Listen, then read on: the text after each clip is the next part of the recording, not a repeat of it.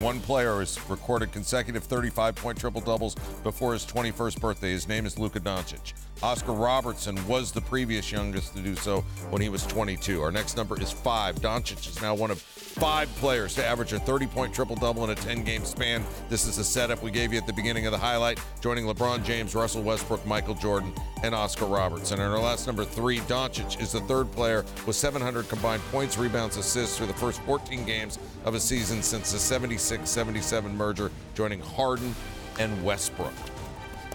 Tim Legler, Doncic is 20 years old. When you see him, you see what?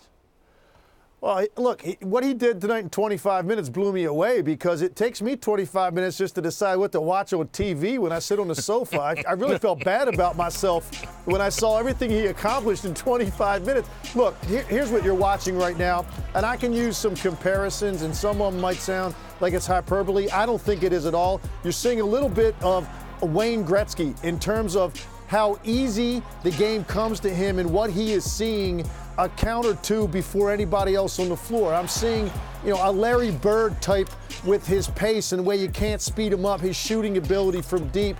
But if Larry Bird had a tighter handle and a better first step, that's really what Luka Doncic is. And then finally, I see some LeBron James in this guy, because there's nobody else in the league right now that is an elite level scorer. I'm talking about a 25 or more point scorer per game that can also beat you with his passing the way that Luka Doncic can. This is a really special player, a generational type of talent. And I know he's just starting out, but I'm telling you, when this guy's all done, it's assuming he stays healthy, you may be looking at an all-time great player, and we're all going to remember the start of his career. He has taken an incredible step forward since even a year ago when he was Rookie of the Year. He's gotten so comfortable in his ability to control the game.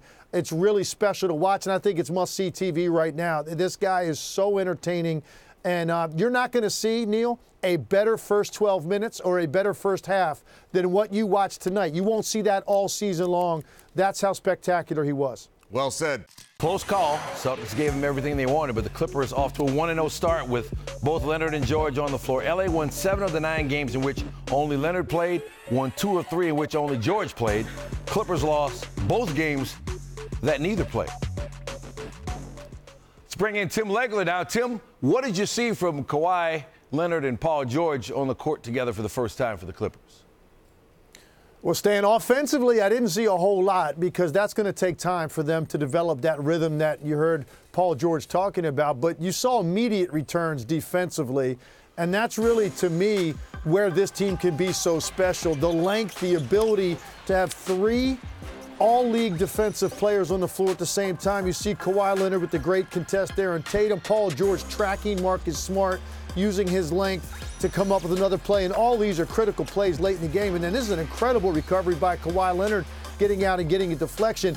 And when you add Patrick Beverley into the mix and everything that he does defensively, this is something that you're going to see that's going to be ahead of where they are offensively, because all defense is effort, and they have the length and versatility and foot speed to be immediate impact players defensively together. I think offensively, when they don't stagger their minutes as much as they did tonight, when there are no minutes restrictions, the way Paul George is facing right now, you're going to see the offense come around over time.